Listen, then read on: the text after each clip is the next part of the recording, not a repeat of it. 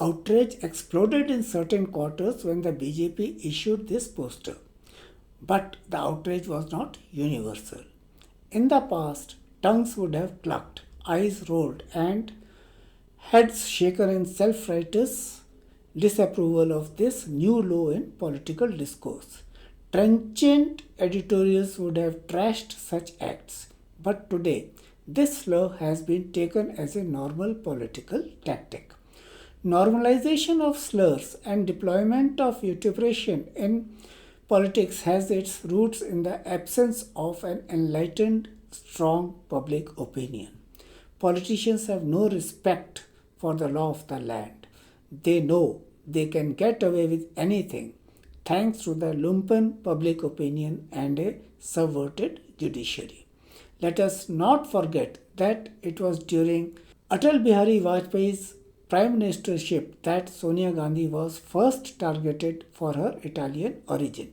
Sonia is vulnerable to this tirade, personally as well as politically, because people in India are not educated enough to understand the agenda behind this diabolic identity politics. They are not even aware of the fact that Indians and part Indians have held and still holding positions of power in governments of different countries. And here is the list. You can see it for yourselves. More than 31 Indians have ruled the roost in different countries. Rishi Sunak is not the first Indian origin Prime Minister of a European country. That credit goes to Alfredo Nobre da Costa of Goan origin, who was Portugal's Prime Minister in 1978.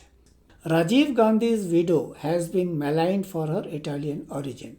The supposedly sanskari BJP politicians have unashamedly used epithets like Jersey cow, hybrid calf, etc. Such remorseless vituperation is not reserved for the Nehru-Gandhi family alone. Anybody who differs with Modi will be getting this treatment. He gets this treatment. Even the suave Shashi Tharoor was not spared.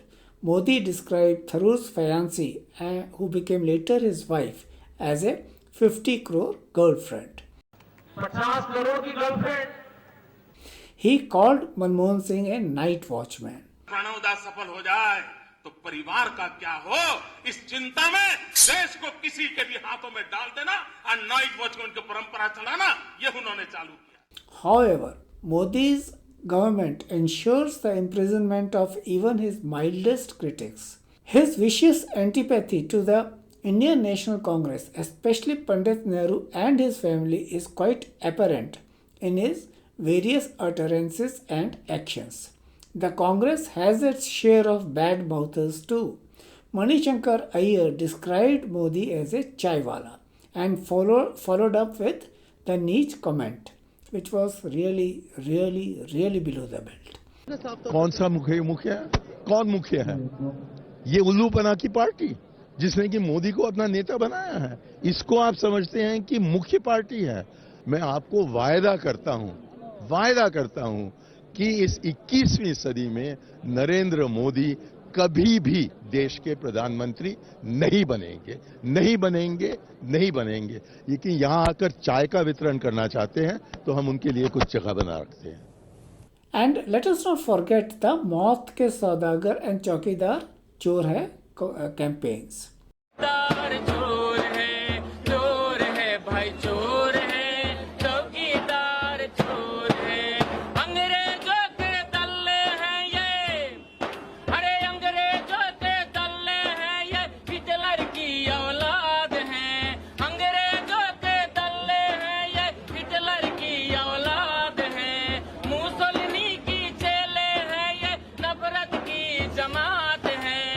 Terms like feku were freely used in the social media. There is an entire community of politicians that revels in using epithets like haramzade, prostitute, Pappu's Pappi, naali ka keeda, bird shit, etc. against their opponents. And who can forget Amit Shah's Chatur Bania label for Gandhiji, Gandhiji of all the people. And who is calling him that? Amit Shah, whose Chaturai is well known. तो कांग्रेस एक विचारधारा के आधार पर, एक सिद्धांत के आधार पर, किसी एक सिद्धांत को लेकर बनी हुई पार्टी ही नहीं है। वो आजादी प्राप्त करने का एक स्पेशल पर्पस व्हीकल है, आजादी प्राप्त करने का एक साधन थी कांग्रेस। और इसीलिए महात्मा गांधी ने दूरंदेशी के साथ बहुत चतुर बनिया था वो। In this wild jungle of acrimony and hate-filled adjectives, the real purpose of politics is lost. We all know that politics literally means the work and ideas connected with a country's governance. And that is exactly what is not happening. The newly independent India had set high standards for political conduct. Gandhiji wanted to deter triumphalism and entitlement behavior among the Congress party members. He advised Pandit Nehru to include the right-winger Shyama Prasad Mukherjee in his cabinet. Similarly, B.R. Ambedkar, a known Gandhi-baiter, was entrusted with the drafting of India's constitution, and today Ambedkar is known as father of the Indian constitution. Continuing in this idealistic vein, Nehru praised his critic, the then young Atal Bihari Vajpayee, and predicted that one day he would become India's Prime Minister, and Vajpayee did become India's Prime Minister. Rajiv Gandhi took forward these traditions as Prime Minister. In 1985, Vajpayee had lost one kidney, perhaps due to some infection. In 1988, the second kidney was affected.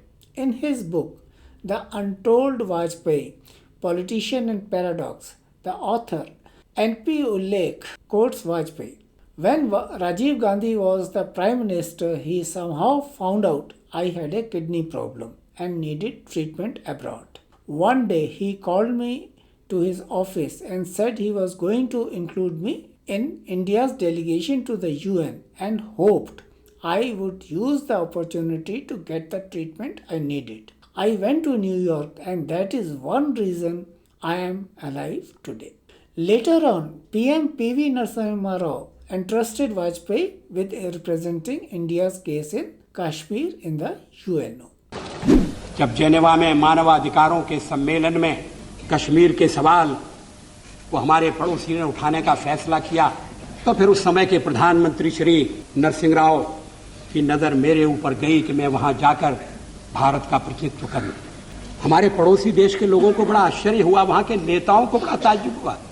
किसी नेता ने कहा भी कि भारत का लोकतंत्र विचित्र लोकतंत्र है कि प्रतिपक्ष का नेता अपनी सरकार के पक्ष को रखने के लिए जेनेवा जाता है, और एक हमारा प्रतिपक्ष का नेता जो देश के भीतर ही ऐसी कठिनाइयां पैदा करता है जिससे अंतर्राष्ट्रीय बाधाएं और उत्पन्न होती हैं। Those were the days of dignified public behavior and mutual respect among political adversaries.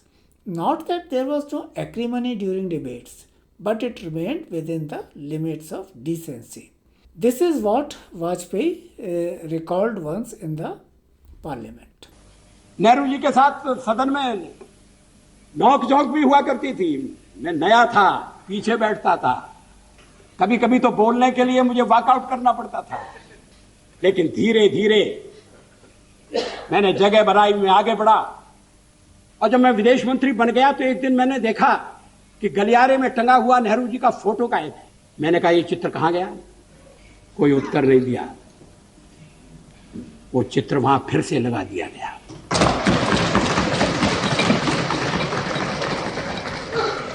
क्या इस भावना की कद्र है?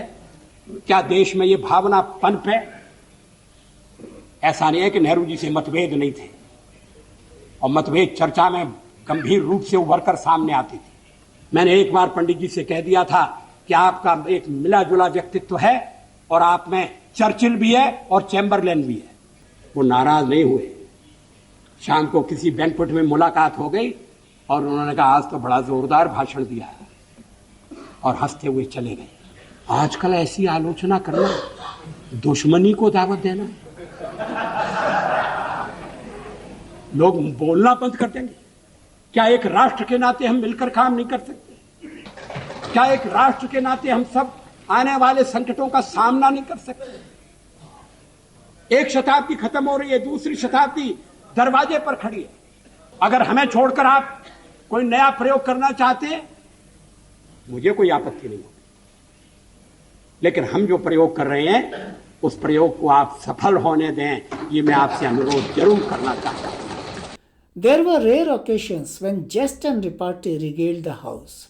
One such rare moment was the one between Digvijay Singh and Jyotiraditya, and this happened recently, and it is a surprise, and I would say it's an exception to what happens in the parliament nowadays. And this particular exchange looks more a throwback to the good old Nehruvian times.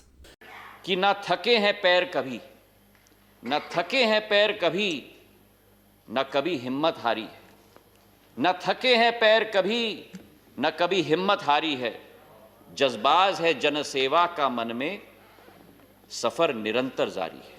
हजारों बर्क गिरे सभापति महोदय, लाख आंधियां उठें, वो फूल खिल के रहेंगे जो खिलने वाले हैं। धन्यवाद। मैं आपको बधाई देता हूं, आपके माध्यम से माननीय सिंधिया जी को बधाई देता हूं। माननीय सभापति महोदय, जितने अच्छे ढंग से वे यूपीए सरकार में सरकार का पक्ष रखते थे, उतना ही अच्छे ढंग से उन्होंने आज भाजपा का पक्ष रखा है। आपको बधाई हो। वाह जी महाराज, वाह, वाह जी महाराज। प्लीज हमेशा रहेगा। आप जिस पार्टी में रहे, आगे भी जो हो, हमारा आशीर्वाद आपके साथ था, है और रहेगा।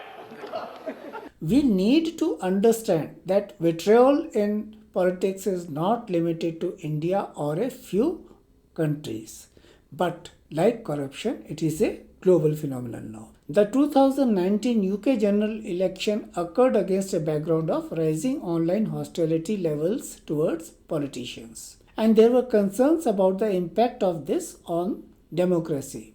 A record number of politicians cited the abuse they had been receiving as a reason for not standing for re-election. A study showed the following factors that attracted abuse. Number one was prominence. Attention and therefore abuse focuses on a few individuals most in the public eye. Event surge. Events like media appearances may cause a surge in hostility towards particular individuals. Engagement. An opinionated tweet by a politician provides a focus for any ill feeling towards their viewpoint or them as individuals that may be present on the Twitter platform. Identity. Politics, gender, ethnicity, and other personal factors affect the opinions that individuals may express without incurring abuse, as well as the form that abuse is likely to take. Those familiar with American politics point to the increasing nationalization of politics, where local issues are sidelined by national politics. This has added to polarization, vituperation, and violence among common people in the United States of America. Coming back to India, it is essential to pull back from the brink of a stinking abyss of hate and violence. India cannot afford polarization. Binaries are essential elements in any democracy, that we must admit. But there is no place for creating unbridgeable fault lines. Those who are in politics should never forget that their prime duty is towards the nation and its people. It is time for real politics, where India comes first, not as a vote-catching slogan, but a genuine sentiment that galvanizes the people towards nation building.